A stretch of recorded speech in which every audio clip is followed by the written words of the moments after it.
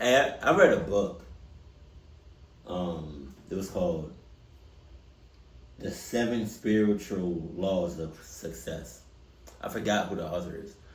And in the book, it asks something along the lines of, if money wasn't an option, what would you be doing? I instantly thought of YouTube. But let me know that in the comment section below. If money wasn't an option, or if you had all the money in the world, what would you be doing? Let me know. Sucked up. Today, we're going to look at 3 places you can't go and people who went there anyways. Oh, Jesus. That last picture looked like somebody that looked like it was some hot liquid. Oh! Stories. If you're a fan of the strange, dark, and mysterious delivered in story format, then you've come to the right place because that's all we do and we upload once a week. So if that's of interest to you, please sneak into the like button's house and slightly unscrew all of their light bulbs so they don't turn on. Oh! Also, please subscribe to our channel and turn on all notifications. Hey, that's clucked up. Be like, hey, hold on now. Oh. I know I paid my bill. Hold on now. I just paid my $500 bill.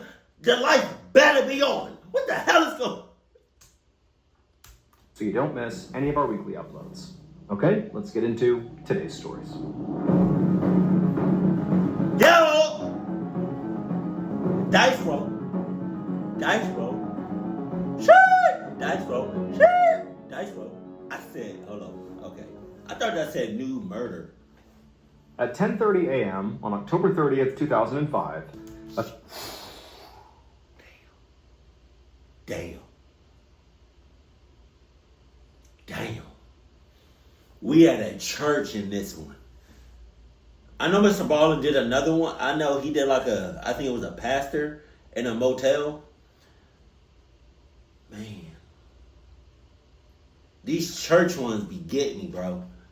33-year-old pastor named Kyle Lake stood on a stage inside of the University Baptist Church in Waco, Texas. Kyle had just finished delivering that morning's sermon to his congregation, which included about 800 people.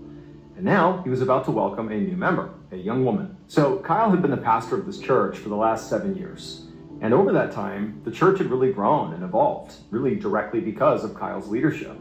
He was known as being a very thoughtful and educated pastor, who was also known to be quite fun and progressive. He often would play pranks on the congregation and keep things really light, even if he was in the middle of a very important sermon. And people liked that. It made him relatable. And so because of Kyle's youthful energy that he clearly gave off, he had sort of gradually shifted the congregation to being a much more young crowd. Predominantly the folks who attended the church were college kids, or roughly that age. And also his wife was an attendee at the church, as were his 3 little kids, who at the moment, as he was up on stage, they were across the hall attending kids' Bible study. Now for Kyle, welcoming a new member into this church had become a very big deal for him. He in fact had this special ceremony he would perform for each and every new member. And really the whole congregation got behind this ceremony. And so today, Kyle was about to do this ceremony with this new member, this young woman. And so Kyle, in front of the whole congregation, he calls this woman up, come on up, we're gonna do the ceremony to welcome you to the church. And so the woman, she gets up and she walks up to the front of the stage and she smiles, and Kyle says hello to her and sort of introduces himself, and the whole church is listening. And then Kyle, as part of this ritual, moved to the very center of the stage where the actual ceremony was going to take place. And he was about to call the woman up to join him in the center of the stage when there was a malfunction. Now, the malfunction itself was not really a huge deal. All it did was just stop Kyle for a second, and he had to stop talking to the new member, and he had to figure out what he was going to do, but quickly he saw a fix that didn't even require him to leave the stage. However, the instant he actually made the fix, when he fixed the malfunction, as he was about to start talking to the whole audience again, he just began to scream. Oh! Now, at first, nobody took this seriously, because their pastor was known for playing pranks on the congregation. And so everybody just thought it was a prank, albeit a strange one. I mean, he's screaming at the top of his lungs, but everyone's sort of looking around like, this is a prank, right? But then Kyle's screams began to include words. He began screaming, help, help me. And at that point, it sort of clicked for the whole congregation that this was not a joke. Something was terribly wrong, even though they're looking up at him and nothing appeared to be wrong. Nothing made sense. And so immediately it was like the church spiraled into chaos and confusion. People are bowing their heads, praying as fiercely as they could, praying for his safety. Others are sprinting out of the church, not even knowing what to do. And still more were calling 911, like several people calling 911. And then by the time the paramedics showed up, it was like people still had no idea what actually was happening. In fact, honestly, the paramedics didn't. It was like, what is this? But within a few days, they were able to figure out what happened. And it surprised everyone. So the special ceremony that Kyle would perform for every new member was a baptism. And so when Kyle moved to the very center of the stage, and he actually called up the woman to join him in the center of the stage, he actually was stepping into the baptismal pool. Picture like a hot tub, waist-high water, it's warm water. And so Kyle literally stepped into the hot tub and he's calling up this woman to join him in the pool so she can be baptized. However, before this woman actually got to the pool, Kyle has this malfunction. And all it was is his lapel mic shut off. It wasn't working anymore. And because the church he was in was huge and cavernous, sound really didn't travel well. He needed a microphone to project his voice. And so he had to stop the ceremony for a second and find another microphone. Luckily, there was a stand with a microphone in it right within arm's reach. And so Kyle grabbed it. However, what Kyle didn't know was there actually was a second malfunction that had happened either at this instant or just before, but either way, there was another malfunction that he had no idea about. And that was that the heaters of the baptismal pool that kept the water warm were damaged. And as a result of this damage, the water in that pool had become electrically charged. And so the instant Kyle grabbed that microphone, he grounded the electricity in the pool. Basically, he created a pathway for the electricity to travel through his body. When he began to scream, that was him being electrocuted. Despite the efforts of first responders and the medical staff at the hospital, Kyle unfortunately did not survive. As for Kyle's wife, who literally watched this happen from the front row of the church, she watched her husband be killed. She ultimately sued the electrical company that installed those heaters in the baptismal pool, and she would settle for an undisclosed amount of money. I thought it was something about that woman that was about to get baptized. I thought he said. Dive into a world. I thought the pastor said something about the woman. Like she was a clock, yeah. Around 5 p.m. on Sunday, August 15th, 1971, a 23-year-old man named Michael was sitting inside of his living room in rural Ontario, Canada. Michael was flipping through a photo album that showed pictures of him scuba diving and mountain biking and doing all these really high adrenaline activities because Michael really lived for adventure. And so as he's flipping through this album, he hears a knock on the door. So he stops what he's doing. He goes to the door, he opens it up, and there's this police officer who's totally frantic and is speaking a mile a minute.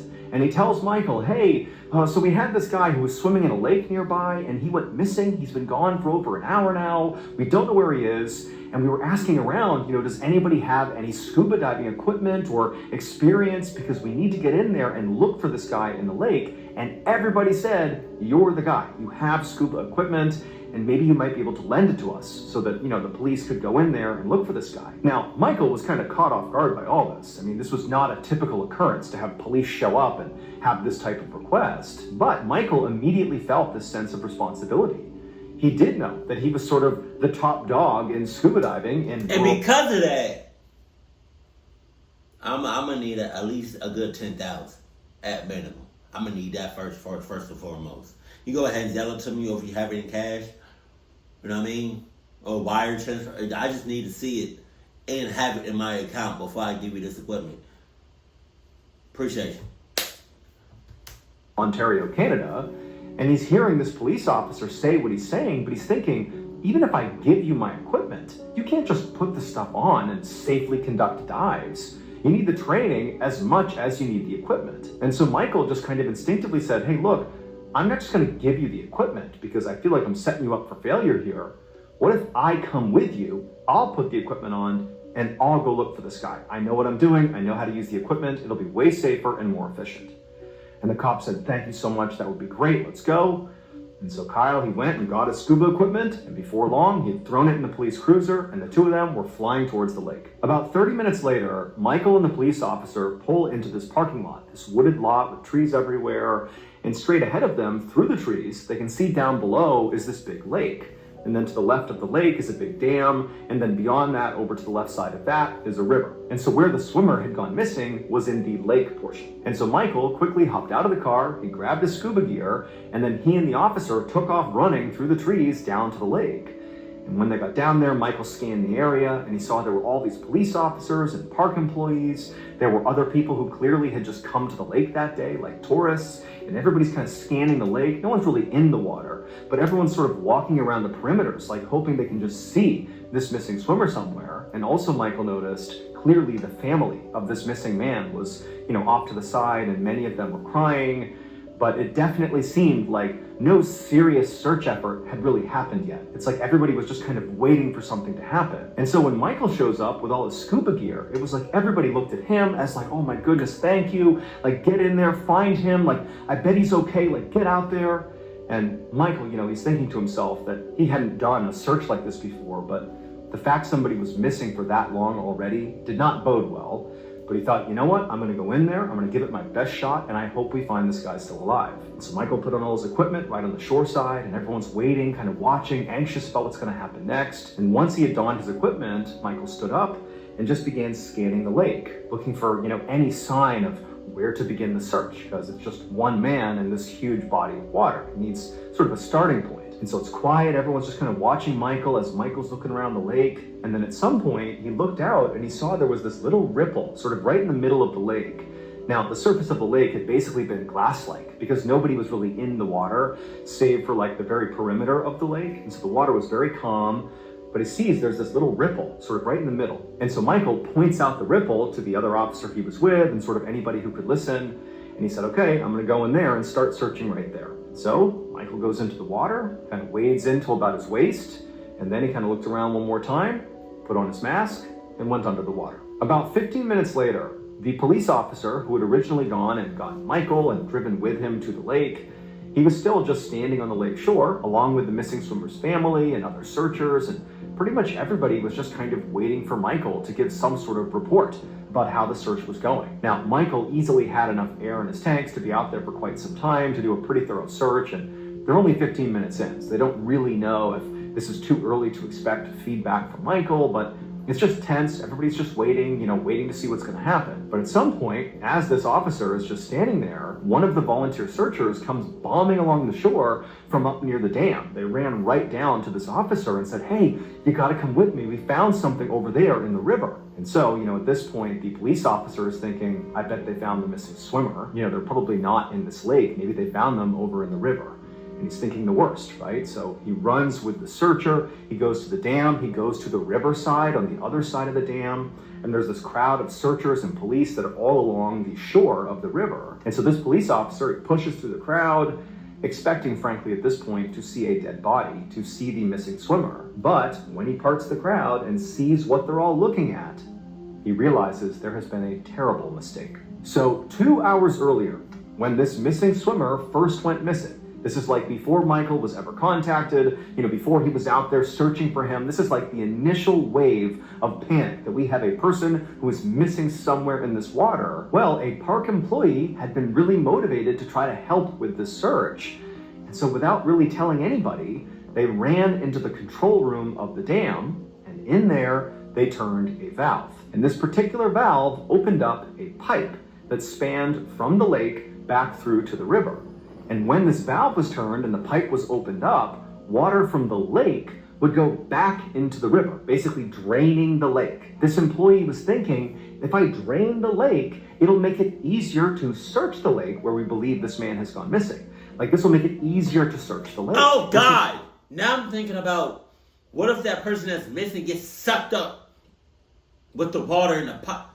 Oh, shit. This pipe has been opened up. This 2-foot in diameter, 30-foot long pipe connecting river and lake. And it's sucking water like mad from the lake into that river. Nobody had really gone into the lake to look for this missing swimmer, believe it or not. So the lake really hadn't been touched as soon as this valve was turned. So the first person who went into the lake, once that was opened up, was Michael with the scuba gear on. And when he went into the water and actually flagged the ripple on the surface of the water, he didn't realize this, but that ripple represented this deadly undercurrent of all the water being sucked into the pipe. And so as soon as he went out and went under the water, the current pulled him so quickly and so hard that he couldn't resurface. All his equipment got yanked off his body. Oh my God. And he was thrust into this pipe. And in the pipe, he got stuck. And he drowned inside of the pipe. Damn. Before eventually being forced out the other end, where his body spilled out onto the shore of the river. That's what everybody was crowded around once they got up to the riverside. Michael's dead body. 4 hours after Michael's body was found, they would find the missing swimmer. His body was located about 150 yards away from where Michael had first entered the lake. Damn. His body was found on the shore of the lake, and so Michael had sort of been close, but unfortunately that current had pulled him under and killed him. Today, the lake has been permanently drained, in part because of this tragedy. Oh my God. Shit.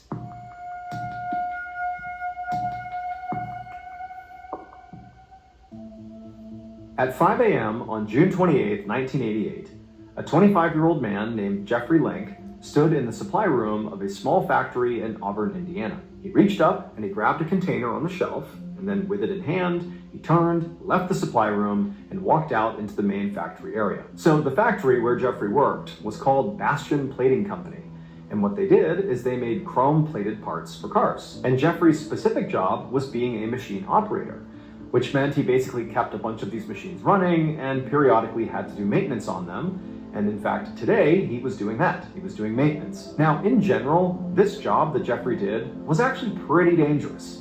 The machines they worked on were big industrial machines that often got really, really hot. In fact, it was not uncommon for Jeffrey and his colleagues to come home with burns on their body just from, touching these different machines. But it was just part of the job, and Jeffrey didn't mind it. The pay was pretty good, and overall, the thing he liked the most about his job was just the camaraderie. The other people that worked there. There was about maybe 36 employees who worked at this factory, and it was like a tight-knit family. And so it was like they struggled together. The job was kind of gritty and difficult, but it felt worth it. So on this particular day, Jeffrey walked along this walkway in the main factory area, and as he passed by his colleagues, he said hello. Again, everybody's friends here. And eventually, Jeffrey reached the machine that he was going to be performing maintenance on. And this machine was huge.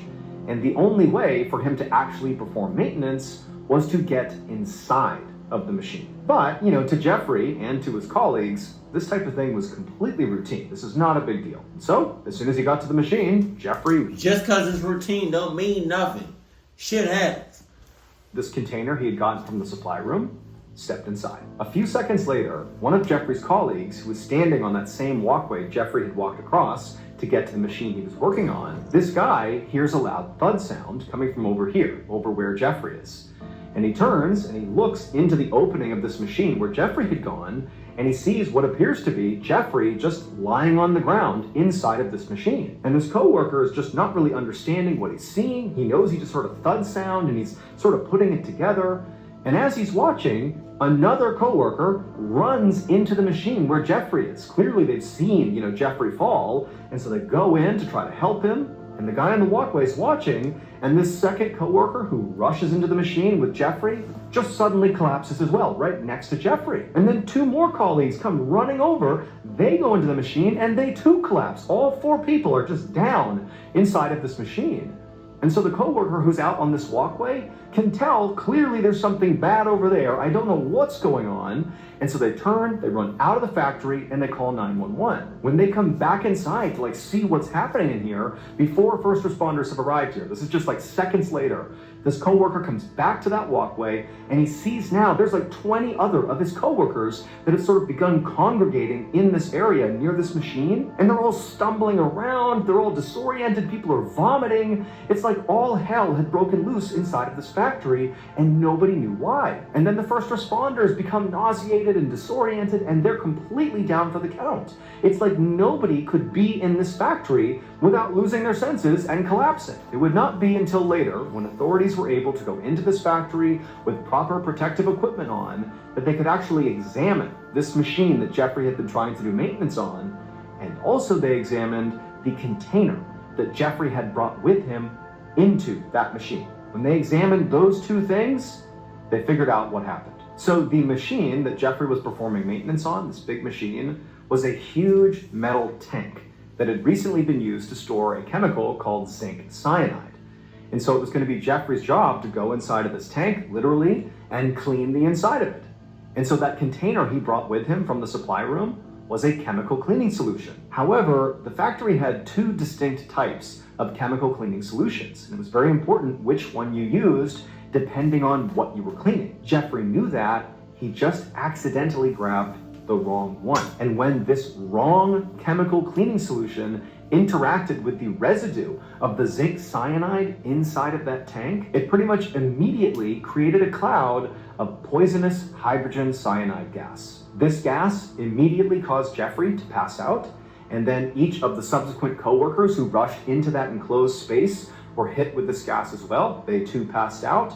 And as the gas continued to grow and spread, and as more people showed up to see what was going on, the gas began causing other people to pass out and get sick, all the way until, first responders were there. It was like the whole factory was filled with this poison. And so between the factory employees and all the first responders, in total, 39 people were hospitalized from this poisonous gas. And of those 39 people, 5 people died, including Jeffrey, the 3 people who rushed in immediately to try to help him and passed out next to him, as well as 1 additional coworker.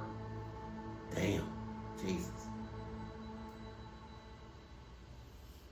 That last story, it was like, he's used to doing that particular job. He's been doing it for a while. He knows it like the back of his hand.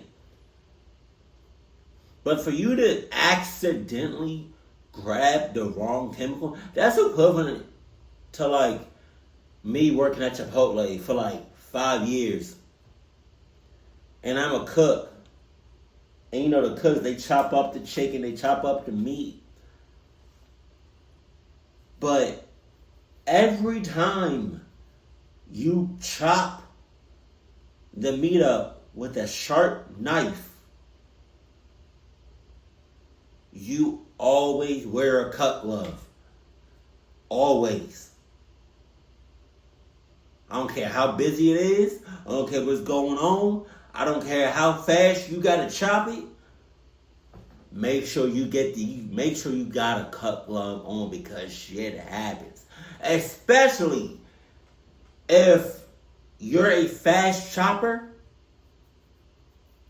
shit happens. Because let you be chopping without no cut glove, because this happened to me. I didn't chop off no fingers or anything, but like, I definitely chipped some skin, a fingernail.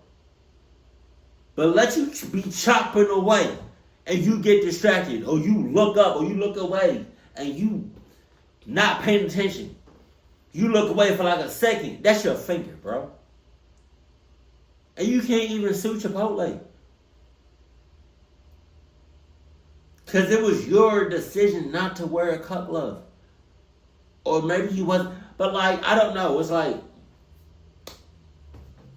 damn. And my condolences to that pastor, man. Jesus. Maybe they gotta find another way of baptizing people, because I don't know if that's. How long have are like pastors or like people who do the baptisms? How long have they been doing it like that? You step in the water and you get the person with you, and they go underneath the water for like a few seconds.